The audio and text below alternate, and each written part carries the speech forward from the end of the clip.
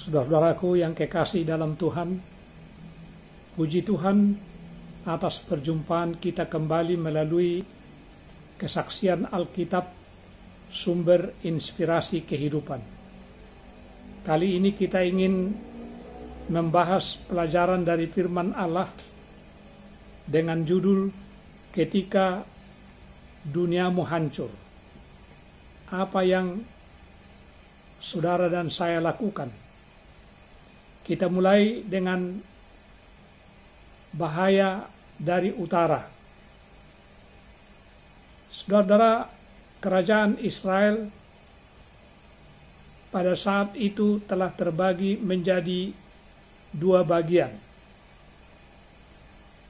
Kerajaan utara disebut Israel yang ibu kotanya di Samaria.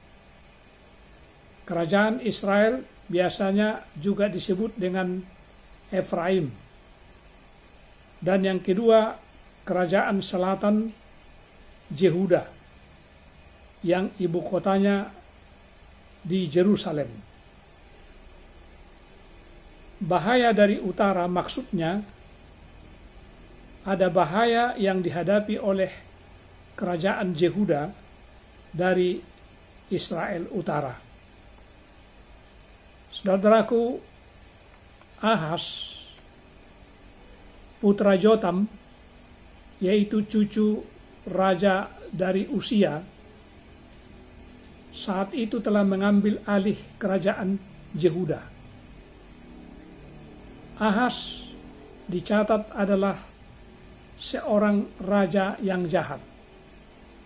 Hal ini dapat kita baca di dalam Yesaya pasal 7 ayat 1 sampai dengan ayat 9. Saudaraku, pada zaman itu Pekah, raja Israel, dan Rezin sebagai raja dari kerajaan Syria atau disebutkan kerajaan Aram bersekutu untuk menyerang bangsa yang kecil, yaitu kerajaan Yehuda. Yang sebelumnya kerajaan Yehuda ini telah dilemahkan oleh Edom dan Filistin. Jadi saudaraku, Israel dan Syria atau Aram ingin memaksa Yehuda untuk berkoalisi bersama-sama melawan Tiglat-Pileser III dari kerajaan Assyria atau Asur yang menjadi ancaman pada saat itu.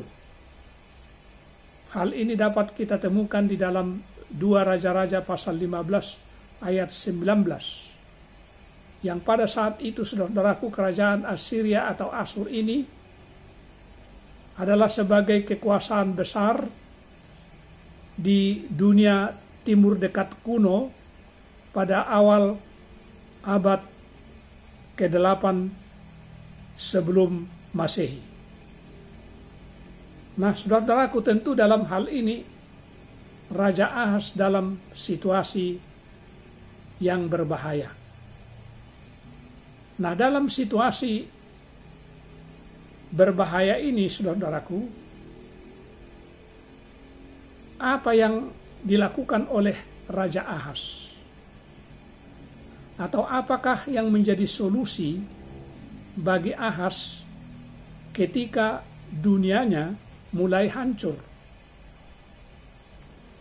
Di dalam 2 Raja-Raja pasal 16 ayat 7 sampai dengan ayat 9 dan 2 Tawarikh pasal 28 ayat 16 sampai dengan ayat 17. Gantinya mengakui bahwa Allah lah satu-satunya yang dapat membebaskan dia dan bangsanya.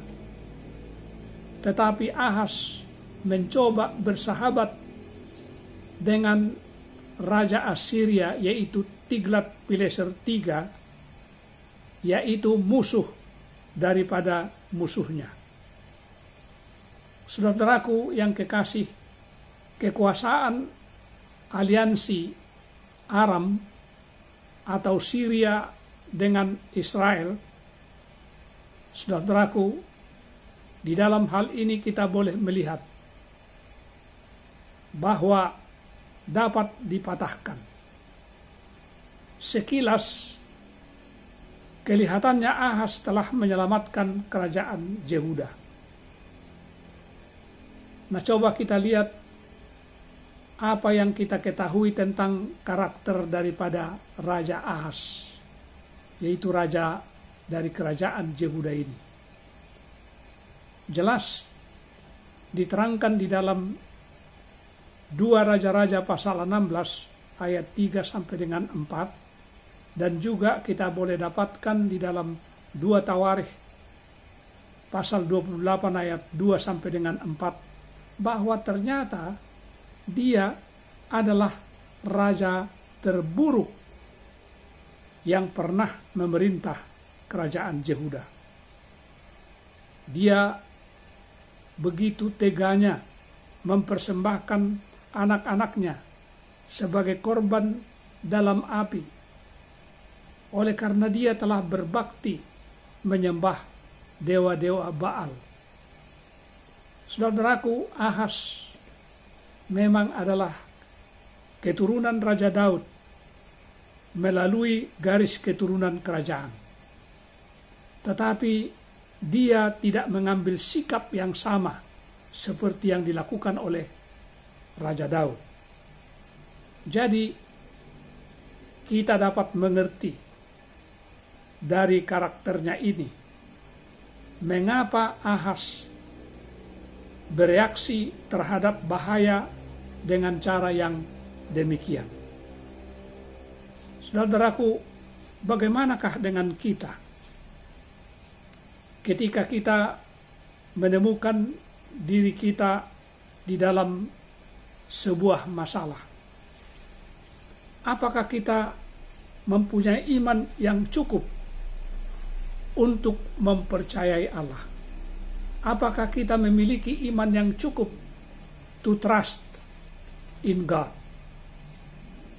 Saudaraku, untuk itu kita perlu memiliki penurutan kepada firman Tuhan, penurutan kepada Allah saat ini, sebelum ujian itu sendiri tiba, sebelum ujian itu sendiri datang.